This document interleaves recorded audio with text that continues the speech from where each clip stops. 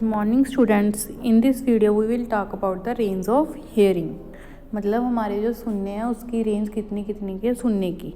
तो क्योंकि हम एक मतलब रेंज में ही सुन सकते हैं, तो जो हमारी रेंज है वो कितनी है 20 हर्ट्स टू 20 किलो हर्ट्स। यहाँ पे 20,000 लिखा है, 20,000 का मतलब किलो होता है, तो इसका हमारी रेंज कितनी है 20 हर्ट्स टू 20 किलो हर्ट्स। ठीक है, उसके बाद जो आपकी मतलब आप 20 हर्ट्ज से 20,000 किलो हर्ट्ज के बीच में सुन सकते हो। अगर आपकी जो रेंज मतलब अगर कोई मान लो फ्रिक्वेंसी है, वो क्या है आपकी फ्रिक्वेंसी है जो 20 हर्ट्ज से कम है। If the frequency is less than 20 hertz, तो आप क्या करोगे, जो उस फ्रिक्वेंसी को हम क्या बोलते हैं इंफ्रासोनिक। इंफ्रासोनिक मतलब जिसकी फ्रिक्वेंसी 20 हर्ट्ज से कम है उसको आप क्या बोलोगे इंफ्रासोनिक। इसको हम नहीं सुन सकते, जो राइनासोर्स वगैरह है, इसके बाद एग्जाम्पल याद कर लें, जो राइनासोर्स, वेल्स, एलिफेंट्स है, वो सारे किस में बात करते हैं इंफ्रासोनिक में बात करते हैं।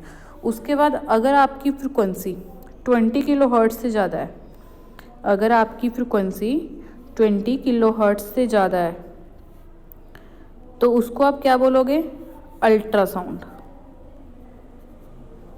अगर 20 हर्ट्ज से कम है तो उसको आप इंफ्रासोनिक बोलोगे। अगर 20 किलो हर्ट्ज से ज़्यादा है तो उसको आप क्या बोलोगे अल्ट्रासाउंड। ये भी फ्रिक्वेंसी को हम सुन नहीं सकते। जो सारी वेल्स हैं वो सारी आप वेल्स तो इंफ्रासोनिक में बात करती हैं। जो हैं जो बैट्स वगैरह, ये सारे जो एनिमल्स हैं वो आपस में क्या करते हैं अल्ट्रासाउंड में बात करते हैं। जैसे जो आपकी डॉल्फिन्स है, डॉल्फिन्स की कह रहे जो फ्रिक्वेंसी है वो लगभग 1,20,000 इतनी हर्ट्ज की वो फ्रिक्वेंसी इमिट करते हैं, मतलब अल्ट्रासाउंड। ठीक है, उसके बाद है हेयरिंग एड। हेयरिंग एड का मतलब क्या है, जो आपने देखा ही होगा कानों की मशीन लगाते हैं, उसमें क्या होता है जब आप भी बोलते हो कुछ तो वो क्या, जब आप बोलते हो तो उसमें जो लगी होती है कोई ऑपरेटिंग डिवाइस, वो क्या कर देता है उन सिग्नल्स को इलेक्ट्रिकल सिग्नल्स में कन्वर्ट कर देता है। उन सिग्नल्स को इलेक्ट्रिकल सिग्नल में कन्वर्ट करने के बाद उसको बाद जैसे मान लो ये आपके मशीन है, यहाँ पे आपने बोलना स्टार्ट किया साउंड वेव, उसके बाद उसने इसको क्या करते हैं इलेक्ट्रिकल सिग्नल में कन्वर्ट कर दिया। फिर आगे एम्पलीफायर होता है।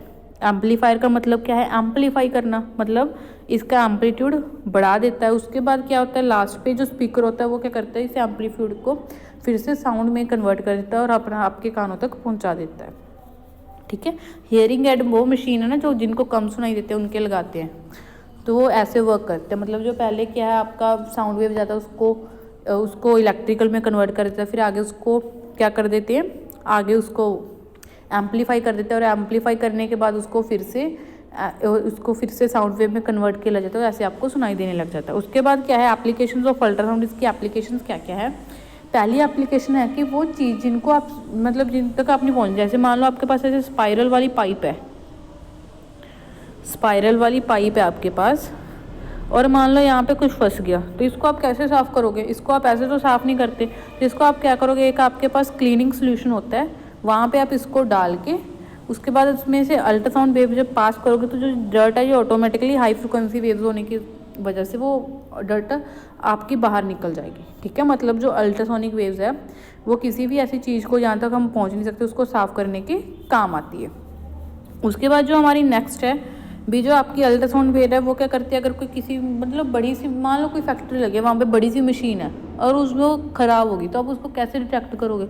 अब इतनी बड़ी मशीन को हम उसका हर एक पार्ट तो खोल के देख नहीं सकते, तो यहाँ पर आप क्या करोगे, देखो आपने मान लो ये कोई मेटल ब्लॉक है, यहाँ पे बीच में कोई डिफेक्ट है, तो आपने क्या करा इधर साइड से आपने अल्ट्रासाउंड वेव डाला और यहाँ पे क्या है आपका डिटेक्टर, तो मतलब वो डिटेक्ट कर रहा है यहाँ पे कोई डिफेक्ट होगा, वहाँ से रेज जाएगी और वापस वहाँ से टकरा के वापस आ जाएगी, मतलब वहाँ पे डिटेक्टर के पास जो रेज है वो पहुँचेगा ही नहीं, तो वो डिटेक्ट कर लेगा भी यहाँ पे दिक्कत है, क्योंकि वहाँ पे तो बाकी सबके पास तो सही से आ रही है रेंज, लेकिन यहाँ पे क्या है रेंज नहीं आ रही, तो वो डिटेक्ट कर लेगा भी यहाँ पे दिक्कत है।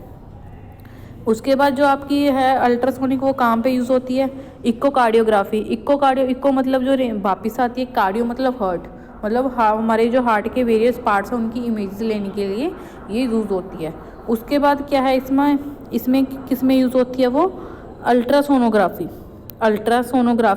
जैसे हम कहते हैं ना भी अल्ट्रासाउंड कराया, अल्ट्रासाउंड करवाने से हमें क्या हमारे जो पेट मतलब जो बॉडी के अंदर जितने भी ऑर्गन्स हैं, लंग्स, ब्लैडर, यूट्रस जितने भी हैं उन सब की क्या आ जाती है मतलब इमेजेस आ जाती हैं। कैसे आते हैं उनकी इमेजेस, वो क्या करते हैं उसको जब अल्ट्रासाउंड वेव्स भेजते हैं तो वो जो सिग्नल्स आते हैं उसको इलेक्ट्रिकल सिग्नल्स में कन्वर्ट कर देते हैं और फिर आपकी इमेजेस बन जाती है। इसको आप अल्ट्रासोनोग्राफ जैसे कहते हैं ना, जो लेडी प्रेग्नेंट होती है उसका अल्ट्रासाउंड होता है, अल्ट्रासाउंड में ऐसे ही वो इमेजेस लेती है भी बेबी की ग्रोथ अच्छे से हो रही है कि नहीं।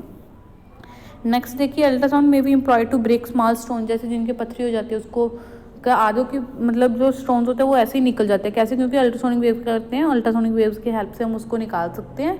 अल्ट्रासोनिक वेव से जो स्टोन्स होते हैं उनको हम छोटे छोटे ग्रेन्स में तोड़ देते हैं और उसके बाद वो यूरिन के थ्रू आपके बाहर निकल जाते हैं। नेक्स्ट देखिए, सोनार। सोनार क्या है आपका? इसका सबसे पहले तो इसकी फुल फॉर्म करनी है आपने, sound navigation and ranging. Sound navigation and ranging, ये इसकी मतलब ये इसकी फुल फॉर्म है। भी होता क्या है सोनार? क्या अब ये काम किसके आता है? कोई चीज़ आपकी समुद्र में कितनी डेप्थ पे है, अब यहाँ पे आप जाके तो मेज़र कर नहीं सकते हो, तो आप इसको मतलब समुद्र की डेप्थ मेज़र करने के लिए या वहाँ पे कोई ऑब्जेक्ट पड़ा है, हिल्स है, वो कितनी डिस्टेंस पे है, उसको देखने के लिए ये सोनार की टेक्निक काम आती है। इसमें क्या होता है आपके पास, देखिए यहाँ पे क्या होता है, एक ट्रांसमीटर होता है और एक डिटेक्टर होता है।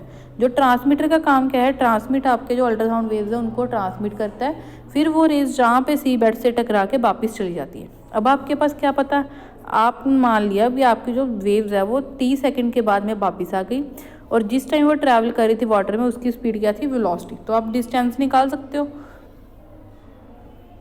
जहाँ पे जो डिस्टेंस आप d is equal to v into t नहीं लोगे, जहाँ पे आप डिस्टेंस क्या लोगे 2d is equal to v into t, क्योंकि आपकी रेस गई और फिर टकरा के वापस है इतने टाइम में, तो आपका डिस्टेंस क्या हो गया 2d is equal to v into t. यहाँ पे यही फॉर्मूला है, इको में भी देखिए सेम फॉर्मूला था भी, आपकी कैसे आवाज़ वापस आती है तो वो फॉर्मूला सेम था 2d is equal to v into T.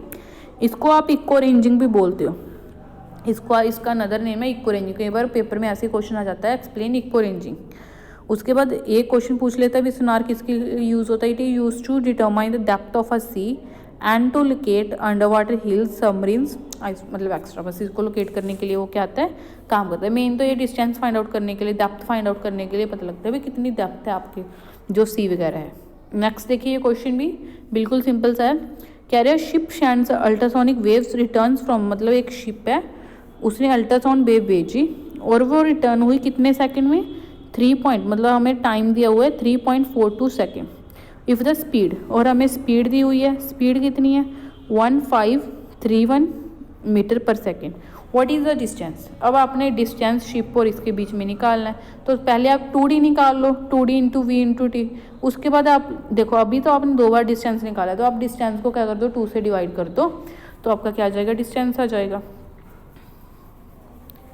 देखिए इसको आगे कैसे करना है, तो आपके पास जो है आपका डिस्टेंस ट्रेवल कितना आ गया 2 into depth 2d is equal to velocity into time, that is 5236 metre. उसके बाद आपने सिंपल d निकालना है, उसके लिए क्या करोगे आप, ये 2 है वो उधर साइड जाके क्या हो जाएगा, डिवाइड में हो जाएगा, 5236/2 दैट इज़ 2618 मीटर। मतलब उसके दोनों के बीच में डिस्टेंस कितना था 2.62 किलोमीटर, या फिर आप इसको किलोमीटर में लिख लो, या फिर मीटर में अगर रखना है तो एज इट रखो। उसके बाद देखिए भी बैट को कैसे पता लग जाता है भी उसका प्रे कहाँ पे है, हालांकि वो अंधेरे में जाता है, तो वो किसका यूज़ करता है, इन अल्ट्रासोनिक वेव्स का। देखो ये जो आपका बैट है, जो अल्ट्रासोनिक वेव्स क्या एमिट करता है, फिर यहाँ पे इसका शिकार होगा, वहाँ से क्या होती है अल्ट्रासोनिक वेव्स रिफ्लेक्ट होके वापिस आ गए। उसके बाद ना ये मतलब इतना होता है इसकी कैपेबिलिटी भी, दिमाग में कैलकुलेशन लगा लेता है भी आपका जो ऑब्जेक्ट मतलब उसका जो प्रे है वो कितनी डिस्टेंस पे होगा और कैसा होगा। देखिए, the nature of reflection tells the bat how the obstructor और the prey is and what is like, मतलब वो कैसा दिखता है और कहाँ पे है, ऐसे हेल्प करके वो फिर उसको पता लग जाता है कहाँ पे, फिर जाके उसको शिकार कर लेता है। ठीक है, हालांकि बैट अंधेरे में जाता है लेकिन अपनी अल्ट्रासोनिक वेव्स की हेल्प से वो पता लगा लेता है।